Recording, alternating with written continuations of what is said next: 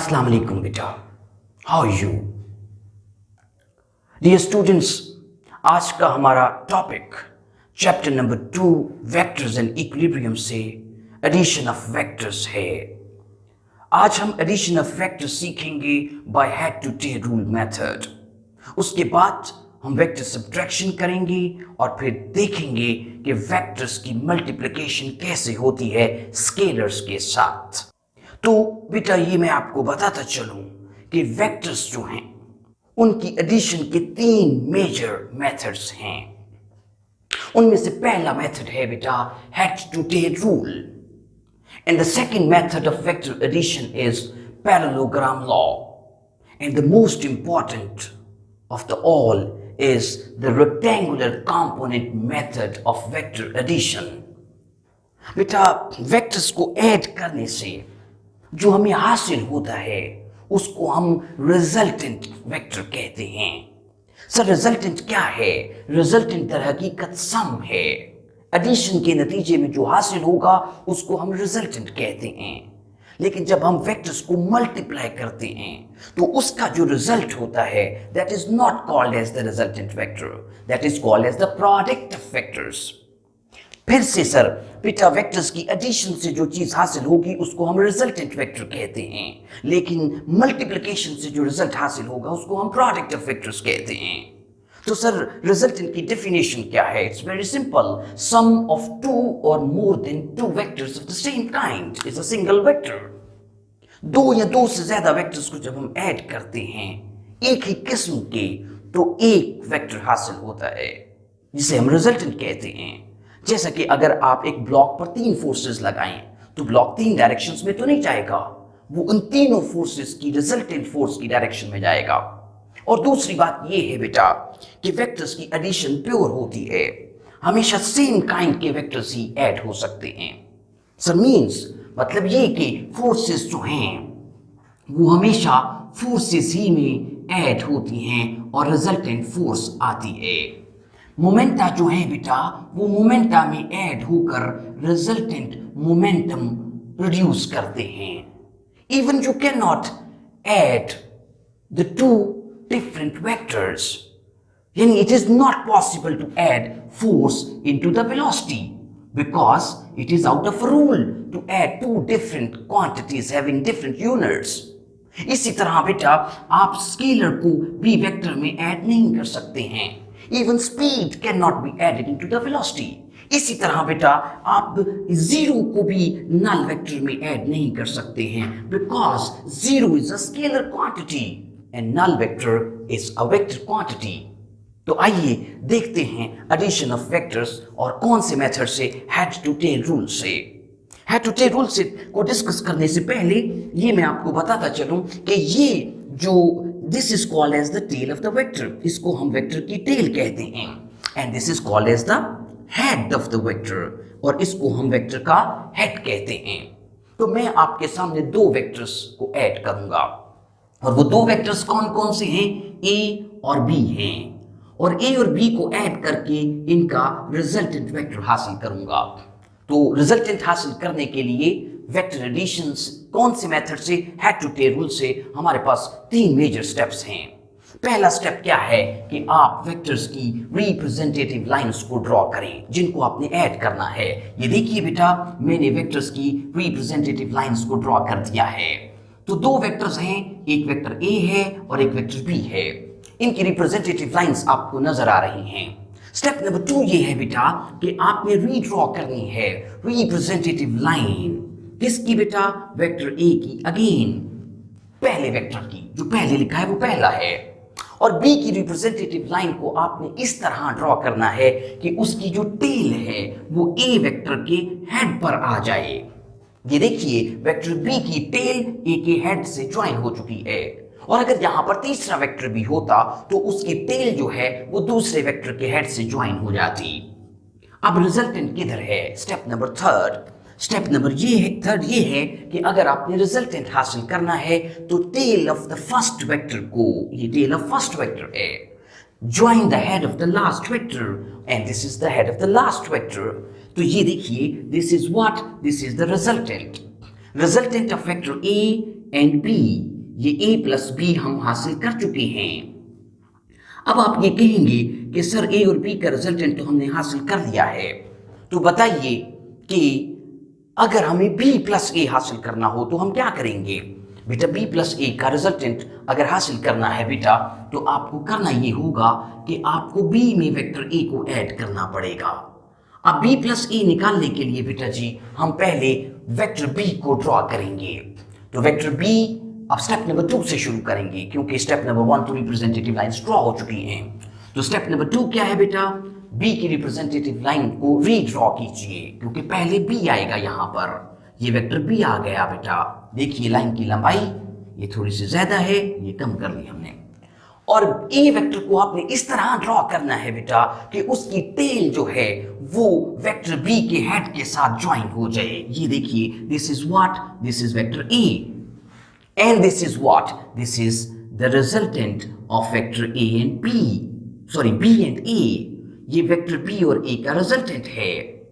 आप अगर गौर कीजिए तो वेक्टर ए और बी का रिजल्टेंट यानी ए प्लस बी की डायरेक्शन देखिए और बी प्लस ए की डायरेक्शन देखिए सेम है, और लाइन की लंबाई भी दोनों तरफ सेम है।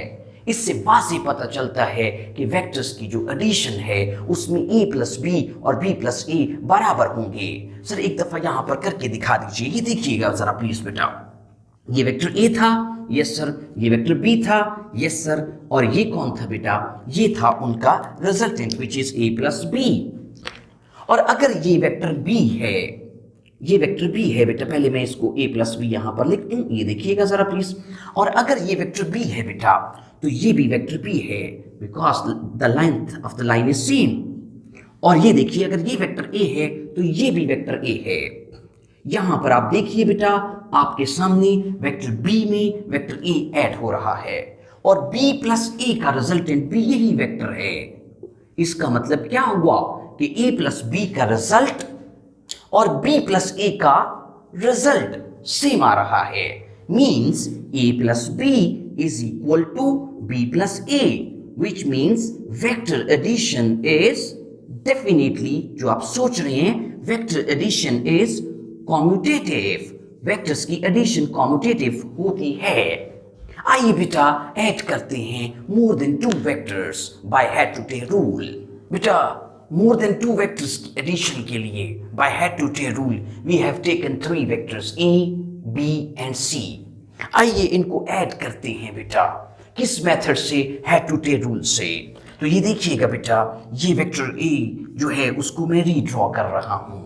वेक्टर ए को रीड्रॉ किया, उसके बाद बी को इस तरह आपने ड्रॉ करना है कि उसकी टेल जो है वो किसके साथ ज्वाइन हो जाए बेटा? वेक्टर ए के हेड के साथ। ये आ गया बेटा वेक्टर बी। और सी को आपने इस तरह ड्रॉ करना है कि उसकी जो टेल है बेटा वो बी के हेड के साथ ज्वाइन हो जाए। और रिजल्टेंट क्या होगा बेटा इन तीनों का? From the tail of the first vector, yani from the tail of the vector A to the head of the vector C is the resultant of A plus B plus C. So, head to tail rule method से you can add 2 or more than 2 vectors. आइए जरा vectors की subtraction करना सीखते हैं। लेकिन vectors की subtraction करने से पहले बेटा मेरा आपसे एक सवाल है, and it's a very simple type of question. Reverse process of vector addition क्या होता है? Reverse process of vector addition is vector subtraction, vector multiplication, vector resolution, vector division. तो आप में से बहुत सारे लोग ये सोच रहे हैं कि वेक्टर्स की एडिशन का उलट अमल वेक्टर्स की सब्ट्रैक्शन है। हालांकि ये बिल्कुल गलत कॉन्सेप्ट है। सर आप साबित करेंगे इस बात को? जी हाँ, मैं आपको अभी साबित करूंगा थोड़ी देर में कि वेक्टर्स की जो एडिशन है उसका उलट अमल वेक्टर्स की सब्ट्रैक्शन नहीं है। वेक्टर्स की एडिशन का उलट अमल वेक्टर्स की रेजोल्यूशन है। Sir vectors resolution is the reverse process of vector addition. Sir क्या वेक्टर्स की डिवीजन अलाउ है? तो इसका जवाब तो ऑलरेडी हम पिछले लेक्चर में दे चुके हैं कि vector division is strictly prohibited. Vectors की डिवीजन अलाउ नहीं है। सर लेकिन सवाल ये पैदा होता है कि एडिशन का उलट अमल रेजोल्यूशन कैसे है? मैं अभी आपको बताता हूं। देखिए ये मेरे पास 2 वेक्टर्स हैं देखिएगा बेटा, प्लीज तवज्जो दीजिएगा। ये मेरे पास दो वेक्टर्स हैं, ये वेक्टर ए है और ये वेक्टर बी है। इन दोनों को अगर मैं ऐड कर दूं तो मेरे पास क्या हासिल होगा, इनका रिजल्टेंट वेक्टर। तो यहां पर मैंने किया क्या है, ये मैंने एक स्टेप किया है जिसमें मैंने दो वेक्टर्स ए और बी को ऐड करके आर हासिल किया है। और जरा ये देखिएगा ये प्रोसेस क्या है। यहां पर मेरे पास एक वेक्टर है आर वेक्टर को पकड़कर मैं इसके हेड से एक परपेंडिकुलर ड्रॉप करता हूं तो आर वेक्टर के दो कंपोनेंट्स बनते हैं। एक कंपोनेंट है एक्स एक्सिस के अलोंग, इसको मैं आर एक्स भी कह सकता हूं, लेकिन वक्ती तौर पर मैं यहां पर इसको ए कह रहा हूं। और इसको मैं, ये दूसरा कंपोनेंट है जिसे मैंने बी कहा है। यहां पर मैंने आर को पकड़कर उसके कंपोनेंट्स बनाए हैं, यानी यहां पर आर किसके बराबर है, यहां पर आर बराबर है ए प्लस बी के।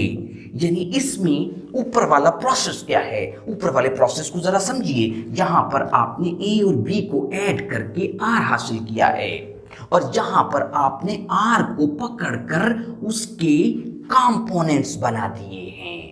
And this process is called as resolution. अगला ही लेक्चर जो हमारा होगा, लेक्चर नंबर 4 इंशाल्लाह, उसमें हम रेजोल्यूशन को समझेंगे डिटेल के साथ। लेकिन यहां पर एक बेसिक कॉन्सेप्ट आपको बताना जरूरी था कि वेक्टर्स की एडिशन जो है बेटा, उसका उलट अमल वेक्टर्स की सब्ट्रैक्शन नहीं है, वेक्टर्स की रेजोल्यूशन है। तो सर वेक्टर सब्ट्रैक्शन किस मेथड से होती है, जिससे वेक्टर्स एडिशन होती है? Sir that is head to tail rule. तो आइए दो वेक्टर्स को सब्ट्रैक्ट करते हैं। सर वेक्टर सब्ट्रैक्शन के लिए head to tail rule use होगा? जी हाँ सर। तो दो वेक्टर्स कौन कौन से हैं? एक वेक्टर ए है और दूसरा वेक्टर बी है। ये देखिएगा बेटा, ये वेक्टर ए है and this is what vector b. इन दोनों को हमने सब्ट्रैक्ट करना है। तो सब्ट्रैक्शन का रूल क्या है? सब्ट्रैक्शन का रूल ये है कि जिस दो वेक्टर्स को आपने सब्ट्रैक्ट करना है उसका तरीकाकार ये है कि आप जिस वेक्टर को सब्ट्रैक्ट करना है उसके नेगेटिव वेक्टर को पहले में हेड टू टेल रूल से ही ऐड कर देंगे।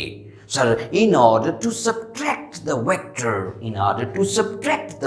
we have to add its negative vector into the first vector. Sir, आप ये कहना चाहते हैं कि a माइनस बी को मालूम करने के लिए a में माइनस बी को ऐड करना पड़ेगा? जी हाँ। तो सर माइनस बी तो हमारे पास है ही नहीं है, तो माइनस बी अभी हासिल कर लेती हैं बेटा। अगर ये बी वेक्टर है तो मुझे ये बताइए कि इतनी ही लंबाई अगर हो एक वेक्टर की और वो ऑपोजिट डायरेक्शन में हो बी के, तो वो क्या कहलाएगा? वो कहलाएगा माइनस बी। तो this is vector b and this is minus b because they have equal magnitude but opposite direction. तो आइए बी ए माइनस बी मालूम करते हैं। ये देखिएगा बेटा, मैं ए वेक्टर को यहां पर ड्रॉ कर रहा हूं। सर बिल्कुल नजर आ रहा है sir, this is vector what, this is vector ए। और अब मैंने किसकी टेल को ज्वाइन करना है ए के हेड के साथ? वो है minus b. So minus b को मैं यहां से उठाऊंगा और उसकी टेल को मैं वेक्टर ए के हेड के साथ ज्वाइन कर दूंगा। So this is what, minus b. Now join the tail of the vector a to the head of the vector minus b. तो ये जो हासिल हुआ है बेटा, इसका नाम क्या है? इसका नाम है resultant and that is a minus b. So we have now to discuss that कि अगर हमने अभी ए माइनस बी मालूम किया है तो बी माइनस ए कैसे निकालेंगे? भाई अगर आपने बी माइनस ए निकालना है तो इट्स आल्सो वेरी सिंपल, आपको बी में ऐड करना पड़ेगा माइनस ए को। बी माइनस ए को मालूम करने के लिए बी में ऐड करना पड़ेगा माइनस ए को। तो सर अगर ये वेक्टर जो है, ये वाला वेक्टर जो है ये ए है, तो ये वेक्टर क्या है? ये वेक्टर डेफिनेटली माइनस ए है। तो आइए पहले बी को ड्रॉ करते हैं। ये देखिए बेटा, ये वेक्टर बी है, definitely this is vector b, आपको नजर आ रहा है बेटा। और अब हमने किसको ड्रॉ करना है? ये वेक्टर बी आ गया बेटा यहां पर। अब हमने ए नहीं बेटा, माइनस ए को उठाना है यहां पर और उसकी टेल को लाकर वेक्टर बी के हेड के साथ ज्वाइन कर देना है। And this is what, minus a. And from the tail of the first to the head of the last is the resultant. ये देखिएगा बेटा, this is what, this is the resultant of b minus a. This is the resultant of b minus a. और आपको एक मजे की बात मैं बताऊं बेटा, a माइनस बी का रिजल्टेंट इस तरफ को जा रहा है और b माइनस a का रिजल्टेंट इस तरफ को जा रहा है. What does it mean? What does it mean? It means that a minus b is not equal to b minus a because these two vectors are different vectors because they have different directions. So we can conclude that vectors की subtraction में a minus b b minus a के इक्वल नहीं होता है. आइए जरा देखते हैं multiplication of vector with a scalar. बेटा जी स्केलर वो हैं जिनके पास सिर्फ मैग्नीट्यूड होता है, स्केलर्स की डायरेक्शन नहीं होती है. तो स्केलर्स जो हैं वो दो किस्म के हैं. स्केलर नंबर भी हो सकता है और स्केलर कोई फिजिकल क्वांटिटी भी हो सकती है. और जो नंबर है बेटा वो आगे से तीन किस्म का होता है. नंबर ग्रेटर देन जीरो मतलब पॉजिटिव नंबर्स, और numbers less than zero means negative numbers, and numbers equal to zero. आइए देखते हैं कि जब किसी वेक्टर को किसी नंबर से मल्टीप्लाई किया जाता है which is greater than zero, then what happens to the magnitude and what happens to the direction of the vector. ये देखिएगा बेटा, ये एक वेक्टर मैंने लिया है जिसका नाम है e और इसको मैं मल्टीप्लाई करने जा रहा हूं 2 से. तो जब मैं इस वेक्टर को 2 से मल्टीप्लाई करूंगा बेटा तो इसका मैग्नीट्यूड जो है वो कितना हो जाएगा, डबल हो जाएगा. और there is no change in its direction. अगर इसी वेक्टर a को मैं 1/2 से मल्टीप्लाई करूं तो इसका मैग्नीट्यूड जो है वो हाफ रह जाएगा और डायरेक्शन पर अब भी कोई फर्क नहीं पड़ेगा. So I concluded that when the vector is multiplied with a number greater than 0, there is no change in the direction. There is no change in the direction of vector and its magnitude becomes that times. That times means अगर 2 से multiply किया तो 2 times, 3 से multiply किया तो 3 times और half से multiply किया तो आधा रह जाएगा उसका मैग्नीट्यूड. जब किसी वेक्टर को किसी नंबर से मल्टीप्लाई किया जाता है which is equal to 0, तो याद रखिएगा बेटा ये वेक्टर जो है ये बन जाता है नल वेक्टर, क्योंकि vector multiplied with scalar is a vector और यहां पर हासिल होने वाला वेक्टर एक नल वेक्टर है. सर नल वेक्टर की डायरेक्शन क्या होती है? बेटा नल वेक्टर जो है उसकी डायरेक्शन जो है that is arbitrary. Arbitrary direction का मतलब है अनडिफाइंड डायरेक्शन, इनडिटर्मिनेट. और आर्बिट्ररी डायरेक्शन को मैंने लेक्चर नंबर 3 के अंदर आपको डिटेल से एक्सप्लेन किया है जिसमें हम नल वेक्टर को पढ़ेंगे. यहां पर इतनी ही बात बता देना काफी है.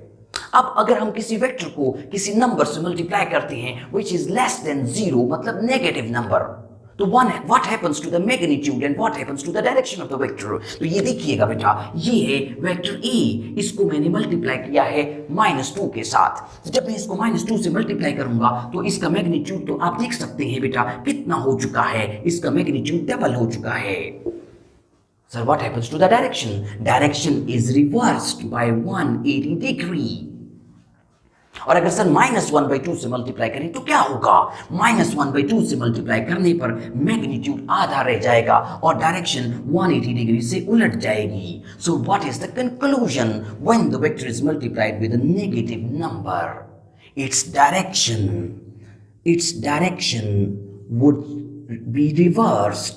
would be reversed or would be changed by 180 degree. Same concept, क्या same meaning है इसका. Its direction would be reversed. इसकी डायरेक्शन रिवर्स हो जाएगी या इसकी डायरेक्शन 180 डिग्री के एंगल से उलट जाएगी. सर जब किसी वेक्टर को किसी नंबर से मल्टीप्लाई किया जाता है पॉजिटिव से तो उसकी डायरेक्शन चेंज नहीं होती. 0 से मल्टीप्लाई किया जाए तो डायरेक्शन आर्बिट्ररी हो जाती है और अगर नेगेटिव नंबर से मल्टीप्लाई किया जाए तो डायरेक्शन 180 डिग्री के एंगल से उलट जाती है. Sir but what happens when the vector is multiplied with a physical quantity which is a scalar? तो याद रखिएगा जब भी आप किसी वेक्टर को किसी फिजिकल क्वांटिटी से मल्टीप्लाई करते हैं जो कि स्केलर होती है तो प्रोडक्ट एक नया वेक्टर आता है. यहां पर देखिए एक्सेलरेशन वेक्टर है और मास स्केलर है और इनका प्रोडक्ट एक नया वेक्टर, एक नई फिजिकल क्वांटिटी, और इस नई फिजिकल क्वांटिटी की यूनिट्स क्या होंगी? इन दोनों की यूनिट्स का प्रोडक्ट मींस मास की यूनिट केजी, एक्सेलरेशन की यूनिट मीटर पर सेकंड स्क्वायर, तो फोर्स की यूनिट क्या बनेगी? किलोग्राम मीटर पर second square, which is called as the newton. इसी तरह बेटा वेलोसिटी क्या है? वेक्टर क्वांटिटी है, और मास क्या है? स्केलर है। तो यहां पर vector multiplied with the scalar is a new vector which is momentum, and the unit of the momentum is the product of the unit of mass and velocity, that is kilogram meter per second. Sir vector divided by scalar क्या होगा? यहां पर ये भी तस्करा करता चलूं कि वेक्टर जब स्केलर पर डिवाइड होता है, सर वेक्टर वेक्टर पर डिवाइड नहीं हो सकता, ये बात हम पहले शेयर कर चुके हैं, लेकिन जब वेक्टर स्केलर पर डिवाइड होता है तो हासिल तकसीम एक नया वेक्टर होता है। जैसे कि चेंज इन वेलोसिटी एक वेक्टर है, एक्सेलरेशन स्केलर है, और इनकी ratio is a vector which is acceleration, and its unit is the ratio of the unit of change in velocity and time, that is meter per second, which is called meter per second square. तो यहां पर हम ये बात conclude करते हैं कि vector multiplied by scalar is a vector, but a new vector, a new physical quantity whose unit is the product of units of the multiplied physical quantities. Now there is a type of question beta. इस type of question से मैं 3 questions बनाता हूं। Sir सवाल यह है कि with which one of the following number, इनमें से किस नंबर से if the vector is multiplied so that its direction would change bye 180 degree. तो करेक्ट ऑप्शन क्या है? यकीनन very good, the correct option is number less than 0। Delta is the correct option. अब मैं एक सवाल यहां से और बनाता हूं, और वो सवाल ये है कि with which one of the following number if the vector is multiplied so that there would be no change in its direction. तो इसका जवाब क्या होगा बेटा? इसका जवाब होगा number greater than 0 as well as number equal to 1। ये दोनों ऑप्शंस दुरुस्त होंगी। एक सवाल और बनाते हैं, with which one of the following number if the vector is multiplied so that its direction would become arbitrary. तो करेक्ट ऑप्शन कौन सी होगी बेटा? n is equal to 1.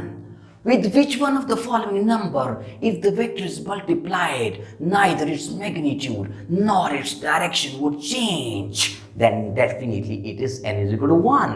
कभी भी किसी वेक्टर को 1 से मल्टीप्लाई कर दे तो ना तो उसका मैग्नीट्यूड चेंज होगा और ना ही उसकी डायरेक्शन चेंज होगी। थैंक यू वेरी मच बेटा।